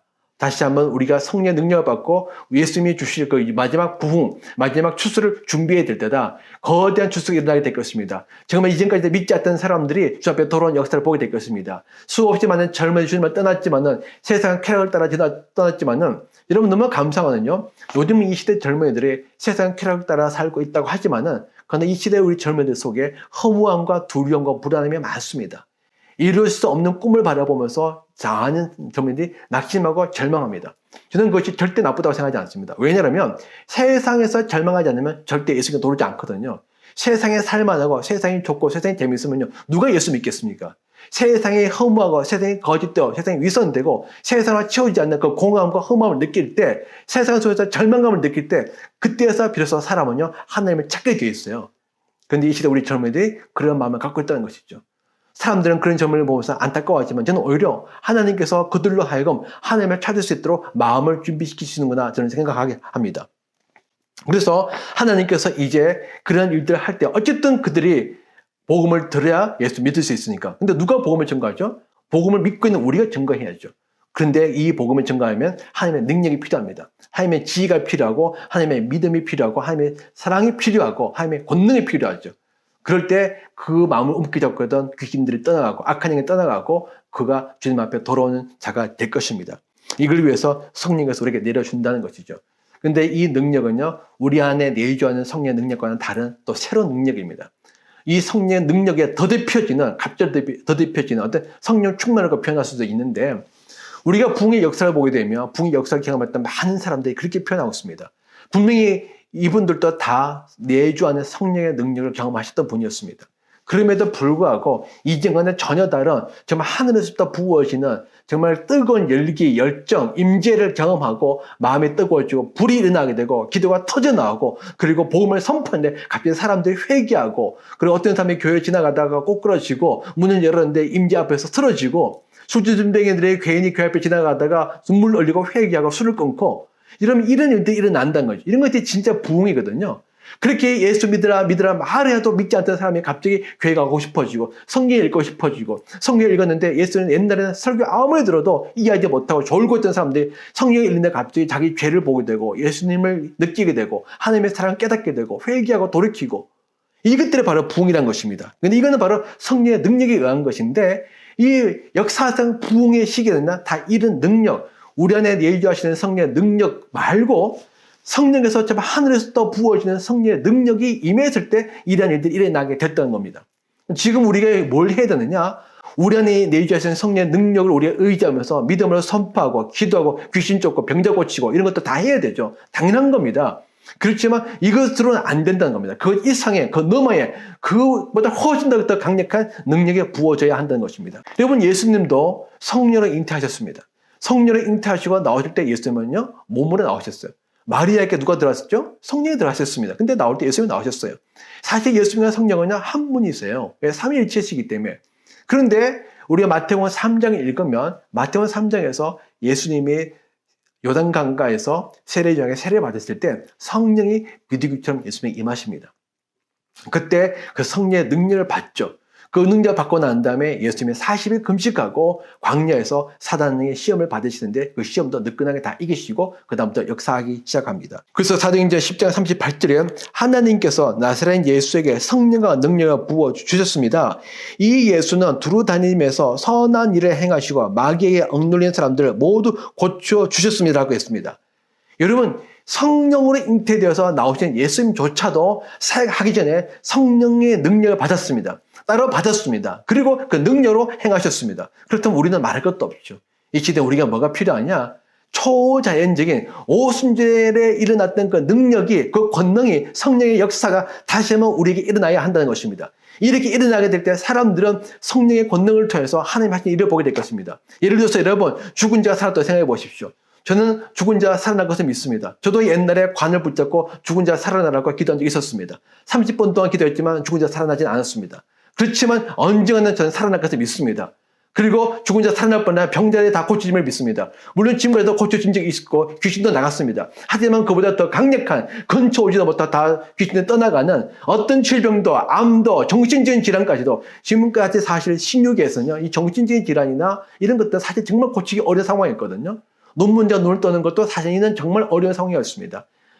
이런 것들도 다 완전히 고쳐지는 그런 일들이 저는 일어나게 될 것을 믿습니다.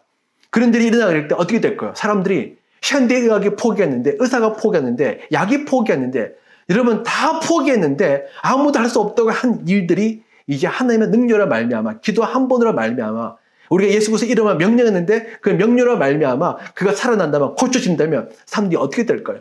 충격을 받죠. 믿을 수 없는 일이 일어났으니까. 근데 그건 어떻게 일어났습니까? 바로 하나님에 의해서 일어났잖아요. 자기가 봤잖아요. 여러분, 포스트 모더니즘 시대의 특징은 뭐냐면 자기가 본 것은 진리로 믿는다는 거예요. 남이 뭐라 그러든 자기가 보고 자기 생각은 진리라는 거예요. 자기가 봤기 때문에 이것은 진리가 되는 겁니다. 그래서 그들은 주님 앞에 돌아오게 될 것입니다. 이런 능력이 우리에게 부어지게 된다는 것이죠. 하나님은 이런 능력을 위해서 우리에게 기도하라고 말씀하십니다. 정말 우리가 다시 오실 주님을 소망한다면, 그리고 그날을 기다린다면 이제 우리는 마지막 부흥에 참여해야 됩니다. 마지막 추수에 참여해야 됩니다. 그러나 이 추수에는 엄청난 영적 저항과 사단의 공격이 있을 것입니다. 하지만 걱정하지 마십시오. 성령께서 이기셨습니다. 예수께서 이기셨습니다. 하나님이 이미 이긴 싸움을 우리에게 보내시는 것입니다. 성령이 도와주십니다. 그 권능의 성령이 우리에게 역사하시면 사단은 아무것도 우리에게 할 수 없습니다. 우리가 죽은 자까지 살릴 수 있는데 어떻게 사단이 우리를 이길 수 있겠습니까? 죽은 자 살릴 수 있는데 현대하게 살 수 있습니까? 우리 이성과 경험, 지식, 학문을 넘어서는 일들이 일어나게 될 때 사람들은 자기 교만함을 깨닫고 어리석음을 깨닫고 회개하고 무릎 꿇고 예수 그리스도를 나의 주님으로 영접하게 될 것입니다. 주님은 그를 위해서 기도하라고 말씀하십니다. 그래서 마태복음 28장 18에서 20절 말씀에 나는 하늘과 땅의 모든 권세를 받았다. 그러므로 너희는 가서 모든 민족을 제자로 삼아서 아버지와 아들과 성령 이름으로 세례를 주고 내가 너에게 명령한 모든 것을 가르쳐 지키게 하라. 하늘과 땅의 모든 권세를 가지신 예수님께서 우리에게 말씀하십니다. 이 권세로 나가 너와 함께 하겠다. 마지막 날까지 우리와 함께 하겠다 말씀하셨거든요. 모든 권세를 가진 예수님께서 성령을 통해서 우리와 함께 하시며 우리를 도와주고 계십니다. 그러므로 우리는 다시 한번 이 정도로 만족해서는 안 됩니다. 우리 현 상태를 만족해서는 안 됩니다. 저도 사실은 지난 2년 동안 팬데믹 인해서 사실 저희 공동체는 아무런 어려움이 없었습니다. 너무 좋았고 감사했고 영적 성장하고 성숙해지고 더 풍성한 은혜를 많이 누렸습니다. 하지만 이 정도로 만족할 수 없습니다. 우리는 주님이 오시면 준비를 원합니다. 어떻게 했으면 주님의 편에 서서 다시 오실 그 길을 우리가 걸어가며 복음을 전파하며 영혼들이 구원받고 마지막 추수에 동참하기를 원합니다. 그리고선 더 강력한 능력과 은혜가 필요합니다. 말씀도 필요합니다. 저는 사실 어느 사역자보다도 많은 말씀을 가르치고 거의 신학자 수준으로 말씀을 가르치는 사역자이기도 합니다. 정말 많은 책들을 읽히고 어려운 책들을 읽힙니다. 정말 말씀을 깊이 있게 가르치지만은 그럼에도 불구하고 그 정도로 더 부족합니다. 우리는 더 깊은 말씀, 더 강력한 말씀, 더 넓은 말씀, 더 하나님의 통찰이 주는 말씀이 필요하고 더불어서 더 강력한 성령의 능력이 우리에게 부어줘야 된다는 것이죠. 그런데 신문은 뭐냐면 예수님께서 사도행전 1장 8절에 그렇게 말씀하셨는데 그 바로 앞에 보게 되면 제자들이 이렇게 말씀하십니다. 예수께서 사도들과 함께 잡수실 때에 그들은 이렇게 분부하였습니다. 너희는 예루살렘은 떠나지 말고 내게서 들은 아버지의 약속을 기다려라. 요한은 물로 세례를 주었으나 너희는 여러 날이 되지 않아서 성령으로 세례를 받을 것이다. 사도들이 한자리에 모여 있을 때 예수께 여쭈었다. 주님께서 이스라엘에게 나라를 되찾아 주실 때가 바로 지금입니까? 여러분, 예수님께서 40일 동안 이제 부활하시고 나면 40일 동안 이제 더 못 모시면서 제자들에게 나타나셔서 하나님의 나라의 일을 말씀하시고 마지막 사명을 맡겼습니다. 이제 너희가 땅까지 복음을 전거해야 되니까 근데 사단의 공격이 있고 너희는 성령의 능력을 받아야 돼. 그래야 증인이 될 수 있어. 그래서 성령을 줄 테니까 예루살렘을 따지 말고 예루살렘에서 성령을 줄 때까지 기다려 라고 말씀했는데 제자들이 뭐라 말하죠? 주님께서 이스라엘에게 나라를 되찾아 주실 때가 바로 지금입니까? 예수님의 관심은 제자들의 땅까지를 복음이 전거되어지고 하나님의 나라가 확정되는 것인데 제자들의 관심은 여전히 자기의 민족 이스라엘이 로마의 압제에서 해방되는 것, 로마에서보다 다시 풀려나서 자유나라가 되는 것, 그것에 관심이 있다는 겁니다. 여러분 사실 이 제자들의 이야기는요 거의 동문서답하고 있는 거예요. 예수님은 정말 더 넓은 나라, 온 세상을 바라보며 복음이 전파되는 것을 꿈꾸고 있고 그걸 말씀하고 있는데 제자들의 관심은 여전히 자기 자신, 자기의 민족, 자기 나라에만 있다는 것입니다. 여러분 이것이 사실은 이 시대 우리 교회의 모습이기도 해요. 정말 예수님께서 다시 오실 날이 얼마 남지 않았다는 것, 예수님께서 다시 오신다는 것, 땅까지 복음이 전가되어진다는 것 다 알고 있습니다. 그렇지만 우리 관심은요 여전히 나 자신에 있는 거예요. 우리 자신, 아니면 내 목표, 내 꿈, 내 계획, 내 학업, 내 성취, 내 비전, 너무나 많습니다. 내 비전을 이야기하고 있는데 여러분 우리의 비전이 중요한 것이 아닙니다. 중요한 것은요 하나님의 비전이에요. 여러분의 비전을 포기하시고 하나님의 비전을 받아들이십시오. 그것이 진정한 성도의 모습일 것입니다. 그리고 우리는요 정말 우리가 예수님의 마음에 안다면 우리는 우리 자신을 넘어서게 될 것입니다. 우리가 정말 성도라고 하지만 많은 분들이 자기 자신과 자기 가족을 넘어서지 못합니다. 기껏 기도하는 것이 나 자신과 우리 자녀들, 우리 가족들, 그래서 사업 성공하고 자녀들 좋은 학교 가고 그다음에 좀 안정되게 살고 좋은 직장 구하고 승진하고 많은 관심들이 거기에 쏠리는 거예요. 제자들처럼 예수님의 관심은 땅까지라 복음이 증거되는 것인데 여러분의 관심은 어떠합니까? 여러분 진정한 주님의 마음을 품고 있습니까? 주님의 마음을 여러분의 가슴에 품고 있습니까? 하나님의 뜻이 여러분 가슴속에 새겨져 있습니까? 정말 이 말씀을 붙들고 내 생각과 내 계획을 내려놓고 나 자신을 넘어서서 이제는 나 자신을 뛰어넘어서 더 이상 나 자신을 얽매이지 않고 이제는 그것 좀 벗어나서 이제 정말 주님을 위해서 살고 싶은 마음은 없습니까? 주님 오실 날이 얼마 남지 않았는데 어떻게 서겠습니까? 누가복음 12장 35에서 47절까지 쭉 느낌이 나왔습니다. 너희는 허리띠에 띠를 떼고 등불을 켜놓고 있으라. 마치 주인이 혼인잔치에서 돌아와서 문을 두드릴 때에 곧 열어주려고 대기하고 있는 사람들과 같이 되어라. 주인이 와서 종들이 껴있는 것을 보면 그 종들은 복이 있다. 내가 진정으로 너희에게 말한다. 그 주인이 허리를 동이고 그들을 식탁에 앉히고 곁에 와서 시중될 것이다. 주인이 밤중에나 새벽에 오더라도 종들이 껴있는 것을 보면 그 종들은 복이 있다. 그러므로 너희도 준비하고 있으라. 생각하지도 않는 때 인자가 올 것이기 때문이다. 주인의 뜻을 알고도 준비하지 않고 그 뜻대로 행하지 않는 종은 많이 맞을 것이다. 예수님께서 분명히 말씀하셨습니다. 너희는 허리에 띠를 띠고 언제든지 우리가 움직일 수 있는 준비를 하라는 것이죠. 그리고 등불을 켜놓고 있어라. 항상 성령의 기름으로 우리가 준비하고 있어라. 등도 있어야 되고 기름도 있어야 됩니다. 마치 주인이 혼인잔치에서 돌아와서 문을 두드릴 때에 곧 열어주려고 대기하고 있는 사람, 주인이 문을 두드리면 언제든지 열을 수 있도록 대기하고 준비하고 있으라는 것입니다. 그때 그들을 예수님께서 뭐죠? 식탁에 앉혀서 곁에 시중될 것이다. 예수님 바로 옆에서 예수님과 친밀한 관계를 누리게 된다는 것입니다. 이것이 바로 주님의 뜻이에요. 그럼에도 불구하고 이 뜻을 알면서도 불구하고 준비하지 않는 자들에게는 많이 맞을 것이다. 물론 저는 이것이 뭐 어떤 사람은 구원 받냐 안 받냐 뭐 이렇게 여러 가지 이야기하기도 하지만은 저는 뭐 구원 받든 안 받든 사실 이 메시지는 좋은 메시지가 아닙니다. 이 메시지의 핵심은 주님께서 주님의 뜻에 우리가 순종을 원하신다는 것이죠. 그 뜻은 우리가 깨어서 준비하는 것이고 준비하지 않는 자들에게는 반드시 후회할 날이 온다는 것입니다. 그래서 잠언 10장 4절 말씀에 손이 게으른 사람은 가난하게 되고 손이 부지런한 사람은 부유하게 된다. 곡식이 익었을 때 거두어 들이는 아들은 지혜가 있는 아들이지만 추수 때 잠만 자고 있으면 부끄러운 아들이다. 곡식이 익었을 때 거두어 들이는 아들은 지혜가 있지만 추수 때 잠만 자고 있는 아들은 부끄러운 아들이다. 추수 때에 아버지를 도와서 곡식을 베는 추수에 동참하는 아들은 지혜로운 아들이지만 추수 때에도 계속 잠만 자고 있는 아들은 부끄러운 아들이라는 걸 이야기하고 있습니다. 여러분은 지혜로운 아들이 되기를 원하십니까? 아니면 부끄러운 아들이 되기를 원하십니까? 그렇다면 여러분이 정말 지혜로운 아들이 되기를 원하신다면 지금부터 우리는 깨어서 준비해야 됩니다. 기도로서 준비해야 되고 그날을 소망해야 되며 성령의 능력을 사모해야 되며 말씀 가운데서 우리를 더 깊이 넣어서 말씀 속에서 우리가 하나님을 만나야 되며 그리고 이 땅에서부터 성령의 임재와 능력과 역사를 우리가 경험해야만 합니다. 마지막으로 여호수아서 24장 15절 말씀을 읽고 마치겠습니다. 당신들이 어떤 신들을 섬길 것인지 오늘 선택하십시오. 나와 나의 집안은 주님을 섬길 것입니다. 이제 주님 오실 날이 얼마 남지 않았습니다. 물론 그날이 언제인지는 알 수 없습니다. 제가 살아있어 볼 수도 있고 못 볼 수 있겠죠. 저의 간절한 소망은 내가 살아있을 때 예수님의 재림을 보는 것입니다. 제가 천지창조는 못 보았지만 예수님의 재림은 꼭 보고 싶습니다. 이런 소망으로 지난 30여 년간을 살아왔습니다. 이제 그날이 점점점 다가오고 있다고 저는 확신하고 있습니다.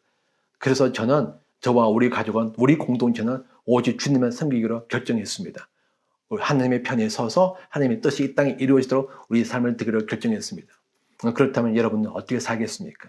여러분은 무엇을 선택하겠습니까? 여전히 여러분 자신을 선택하겠습니까? 아니면 예수님을 선택하겠습니까? 영원한 나라를 선택하겠습니까? 아니면 이 땅의 나라를 선택하겠습니까? 그것은 여러분에게 달리는 것입니다.